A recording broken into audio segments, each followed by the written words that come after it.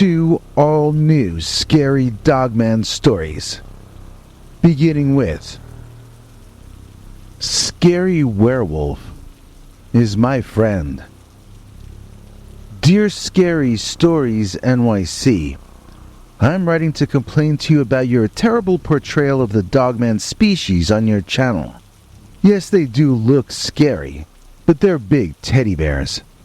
I've met a few of them, and I'm very good friends with one in particular. I am not an outdoors person. I am not a hunter. I am an office worker who walks through the woods to get to my bus for work. That's all I had to do to meet more than one Dogman, was to take a shortcut through the woods. The idea that these creatures are not officially in existence as far as science is concerned, well, that just goes to show that science is run by a bunch of men.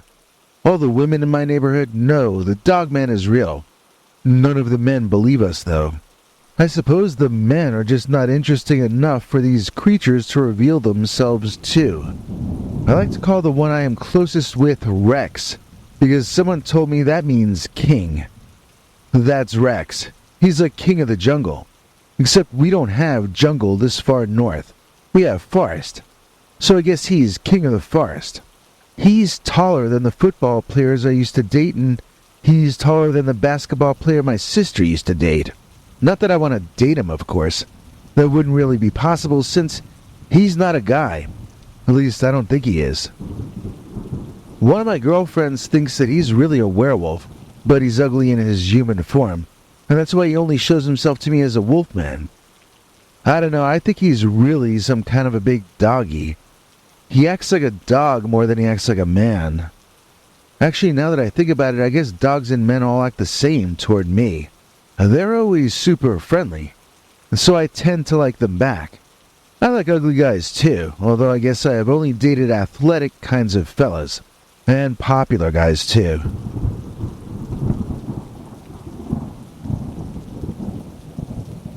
But none of that ever got me anyplace anyway. My college is finished, I'm in debt, I've got no current boyfriend, and I'm working as a typist and a stenographer for hire in the city. My friends all either got cushy executive positions or husbands or both, and they all mostly work from home. Not me. I'm just lucky my fingers are nimble, and people still hire typists. To be honest, I think you can just scan it all in now. Like the computer or AI or something can do the typing for you. But my boss still prefers to hire young women to do it all manually. If he switches to AI, I might have to beg my old classmates for some kind of gig, I don't know. Sometimes I dream of just walking off into the woods with Rex, and being like that chick that used to hang out with Tarzan in that old movie my mother loves. Like I could just stay in a tree or something. I know it's not something that could really work, but that's my fantasy. The thing is, I do sort of still hope to find true love. I'm 26 and not getting younger, but it's too soon to give up and go live in a tree with a dog. Still, Rex is a very special dog, and he does have very strong arms. He gives off so much body heat, you would think he was a man. But of course he isn't. At least, I don't think so. Anyway, the reason I'm writing you is an important one. You've got to stop smearing Dogman creatures, saying they're all man-eating criminals or something. You tell these stories about them being creepy, spying on people, looking through windows, destroying people's sense of privacy in their own homes. First of all, I doubt any of these stories are even true. And second of all, if they are true, they certainly aren't being told from the perspective of the Dogman or Wolfman. Maybe he's looking through your window at 3 a.m. because he wants to play. Maybe he just wants to make friends. Maybe he just wants to get to know you, and for you to know him. I think that you're approaching these stories people send you from the point of view of a guy. Just because the Dogmen are so much larger and faster than you are, that automatically makes them bad. Like, the reason that I walk to and from my bus with Rex is not random. We didn't happen into that by chance. What happened was that one night I was walking home from the bus through the woods in the dark, and I broke a heel. Then, as if that wasn't bad enough, I heard someone following me. It was this big guy who was able to run circles around me. He was laughing at me because I was limping. I asked him for help and he said sure. He'd help himself to my wallet. A real joker, you know? But anyway, he didn't get my wallet because that was when I met Rex for the first time. Rex came out of the woods super fast and mega loud, and then he chased that mugger guy off. I hope he had him for dinner, personally.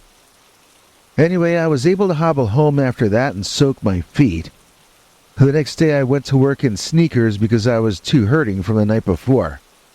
On my way to work I almost fainted dead away when that big Dogman, the one who had chased the mugger off the night before, well, he jumped out of the woods like he had been waiting for me. And he walked me to the bus stop on his hind legs. It was very gallant. And yet, you know, he's a dog, so he drooled on my new sneakers. I was actually glad to see him, though. Even though it was bright sunlight, I found myself more scared to go back through those woods than I had expected to be. I mean, I was so tired and fed up coming home the night before that even though I had almost been mugged and then I'd seen a 7 or 8 foot tall Dogman, I mostly just wanted to soak my feet and go to bed when I got home. It was the next day when I started to feel upset about all of it. I'm not sure why, but sometimes it seems to take a while for stuff to sink in. I think I might have felt traumatized by lunchtime if that Dogman hadn't come out and walked me to the bus. So instead of it being a bad combination of things that happened to me, it turned into this exciting thing that happened to me. I had a new bodyguard, and he was kind of exotic. I told some of the other girls about it at the main office that day, and one of them told me that was a Wisconsin werewolf. I had been living in Wisconsin since I was 18, but I hadn't heard that term before, the Wisconsin werewolf. The girl who told me about the werewolf asked if she could come home with me and see it for herself. I didn't see why not, so that evening she took my bus home with me from work. Well, when we walked into the woods that night, there was not only Rex, but several other dogmen as well, and we got a special escort home the entire way. The 2 new ones would sometimes drop to all fours and lick our hands. It was scary at first because I thought they were going to bite my hands off, but they were being friendly. My work friend took out her cell phone to take a picture of the 3 creatures, but they all disappeared into the woods so fast, it was almost like they evaporated. I mean, it made us both gasp. That's how fast they left. Even after she put the camera away, they did not come back. I took the hint, and I've never tried to photograph any of them since that day. Not that I see multiple dogmen every week, because I don't. I see Rex.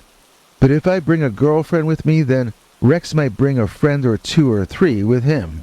An interesting thing about this is that they will adapt to whoever I have with me. When I walked the path with my mother one evening, Rex and another dogman appeared to us on all fours, and my mother never got an inkling that they were anything but large and friendly dogs. That clearly demonstrates an advanced kind of intelligence. They seem to understand the worldview of people and then adapt themselves to it. I've never seen people dislike them, because the dogmen seem to know what you like and they act accordingly. Unless you're a bad person, obviously. One time I heard someone breaking into my house downstairs and I called the police. While I was still on the phone with the dispatcher, I went down the stairs and got down to the first floor just in time to see Rex chasing a potential house robber away from one of my back windows. I told the dispatcher what I'd seen, but I just called Rex a dog. I didn't describe him in too much detail. The cops found the robber's toolkit, and in it was duct tape and other even scarier stuff I won't mention. Rex didn't just save me from getting robbed on that night. He saved me from a lot more. My life has vastly improved since I became friends with a dogman. I don't think it's fair that stories like mine are so rarely told. The dogmen I've met were all good boys and nice doggies. Rex is so well behaved that I would almost invite him inside my home if I weren't afraid of him going to the bathroom everywhere to mark his turf. Now, I'm not going to ignore the allegations I've heard. Supposedly a dogman humped a guy's leg just outside of my town. I say supposedly because the guy who is claiming this hates Dogman. He has told me terrible things about Dogman, and now he's making these unsupported claims. It seems kind of suspicious to me. Why is it only people predisposed to disliking werewolves and Dogman who level such outlandish charges at these big burly bears? I ask women throughout the Midwest to unite and support the Dogman as it faces such opposition from a frightened and superstitious public. I once heard a guy on an old TV commercial say, "We have nothing to fear but fear itself." And whenever I think of that old commercial, I think of the Dogman. Because it's the fear of the Dogman that frightens people, not the Dogman itself. It's the ideas associated with the big furry guys that people are scared of. It's the reputation of being man-eating monsters. It's the unfounded accusations of being mean-spirited serial killers. If you go down the list of most reported Dogman encounters, you will find that most reported Dogmen are not violent toward humans at all. If Bigfoot could somehow get a rep of being peaceful, then why not Dogman? Are there a list of Dogman attacks that are longer than the list of alleged Squatch attacks? I don't know any stories of Dogman hurting anybody in my entire neighborhood, and I think I know over a dozen people who've seen or even interacted with these big old teddy bears. Now, sure, if it's as big as a bear and has claws and fangs, you do probably want to keep your pets or small children away from them. But what wild animal is that not true about? You don't let your kids play with seagulls, do you? Their wingspan is longer than a grown man, and they can easily poke your kids' eyeballs out. But do you run screaming from seagulls? Do you make horror movies about seagulls? I mean, well, other than that one. But other than that. So if seagulls can eat your eyeballs and not be called monsters, what is so bad about the Dogman? Well, my medication is wearing off, so it's time for me to end this email to you. Just know that Dogman is no more dangerous than a grizzly bear or a mountain lion. And if they like your perfume, they usually aren't even that dangerous at all. So please take greater care not to smear the name of this noble species, or subspecies, or whatever they end up turning out to be. Dogmen are people too, you know.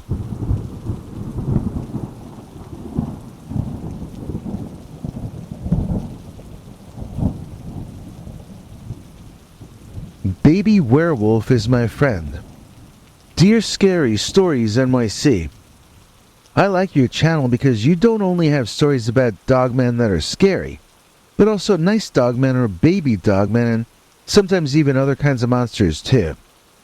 I am originally from Japan, and this kind of thinking about monsters is even more prevalent there than here in America. But I'm not only talking about cartoon monsters like Pokemon and so forth. I mean to say that some dogmen and Bigfoot are ravenous beasts who will kill and eat you, but others are more predisposed to behaving kindly toward humans. This is especially true of dogmen who are friendly toward humans while they're still puppies. I have had the joy of getting to know a werewolf pup who should basically be a young adult if and when I get to see him again this spring or summer. He should be 4 years old this year, roughly speaking, and so I'm excited to see if he is as tall or taller than me if and when I see him again. It would give us an idea of how fast a dogman grows up. I had thought they grew more like human beings, but it seems they sprout up much more quickly like dogs do. I wonder if that also means their life expectancy would be shorter than humans as well. If I'm lucky, I might be able to begin to learn the answers to those kinds of questions. The sobering aspect of this, though, is that I don't know if I will get to see the Dogman pup again. For that reason, I've been going over the past few years and what I've learned, and I've written it up into a very short version for you and your audience. It doesn't have violence or anything in it, so I think it should work for your main channel. This was 2021 in the middle of the summer, and I just moved to Ohio of all places. I had moved to San Francisco just before the pandemic started for a job. and I had been wanting to move to the country ever since, just to avoid everything that was happening. When a job opened up working in Columbus, Ohio, I took it because it came with a company house in the country. These days I mostly work from home in the country, and I hope I can keep extending my work visa and stay here indefinitely. Now, I know Ohio is not a state most people associate with the Dogman, but my home is in the woods midway between Columbus and Pittsburgh. Now, Pittsburgh is in western Pennsylvania, and that is an area known for Dogman and Bigfoot reports. Where I live is not far from the Wayne National Forest, and in the summer, I see this young Dogman playing behind my house.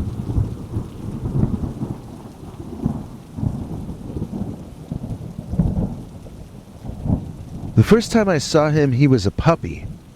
He walked on all fours. He was like any other dog, and I loved him immediately. I couldn't find his family, either human or canine, so I brought him inside. He was so friendly that I figured he must belong to someone. He certainly wasn't afraid of people. The next morning I brought him to a local park ranger station I had driven past, and I explained the situation to them. I wasn't sure how things were done in Ohio, but I wanted to know if there was some way to reunite this puppy with his family. They told me that since the puppy had no collar or tags, and since it seemed to have no implanted identification either, I could maybe post flyers on phone poles around where I found them. They pointed out to me that he had tics and mentioned he might be wild and separated from his dog pack. I asked if there might be a way to reunite him with his pack, and the older ranger told me that sometimes the pack will get violent with a person who takes in one of their stray pups. Other times the packs can get violent with the pup. His advice was either to keep the dog or give it away, but not to expect it to be able to go back to the wild. Not now that it had the scent of human on it. That's what the old man told me. However, that night, the pup disappeared from my house. He had dug a tunnel out of my basement laundry room. He tunneled like a rat behind my washer-dryer, and somehow escaped before I got up the next morning. I figured that was the last I would see or hear from him. A few days later, when I was barbecuing out back American style, I was very surprised when the pup walked up right behind me, begging for meat. He was on his hind legs, holding his paws out in front of him, and he was so charming that I had to toss him some scraps. He danced for his dinner. It was very cute. This little dancing dog came back for food but lived in the woods. Everything the ranger had said was wrong. He had no trouble at all going back to living in the woods. I don't think he was running with a pack either. I think he was one lone pup out in the forest alone. I called him Sparky, and I still do. I named him before I realized he was a Dogman. In those early days, I thought that his walking on his hind legs and dancing for scraps was, just a trick he did to get extra food. He hadn't yet begun to take on any of the humanoid look that the Dogman body seems to adapt to as it ages into adulthood. The puppy disappeared one night as winter was coming on, and I searched for days. I was heartbroken as I thought I'd lost him forever.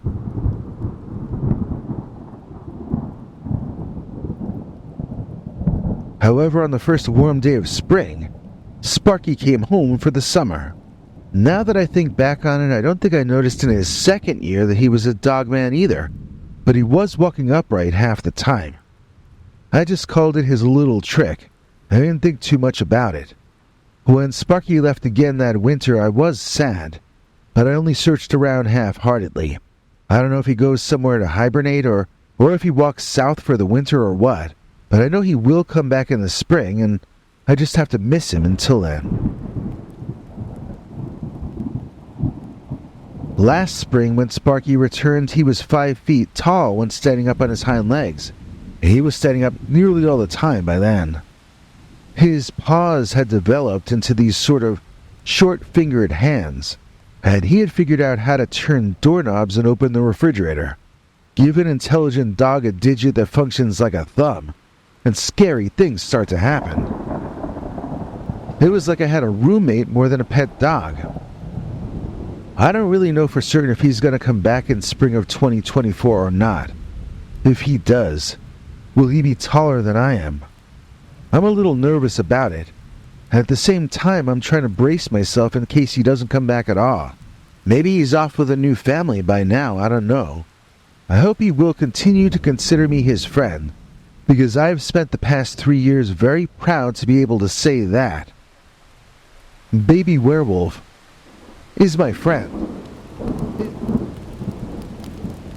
He's as cool as Charles Bronson. He's our new EP, Robert Johnson. Please join me in welcoming one of a number of new EPs, Robert Johnson, to the fold. Robert gets to hear our weekly secret uncensored Dogman stories, and so can you.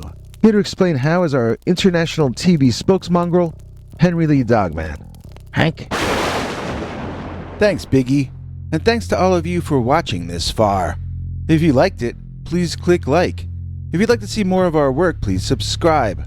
And also click that bell icon if you'd like to be notified when we put out a new episode. To become an executive producer, you can donate to us through the thanks button under each of our videos or through our paypal.me/PeterBernard209 page.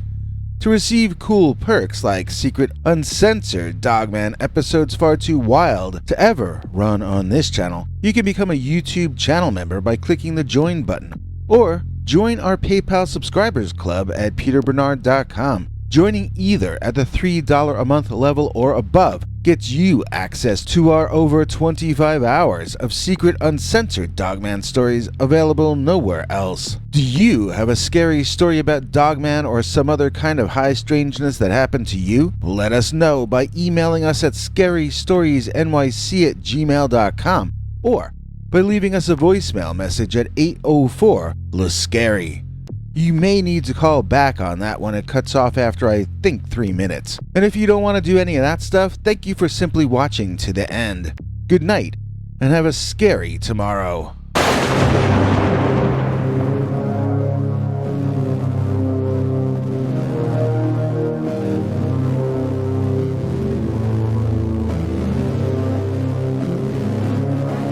Come back for more scary stories.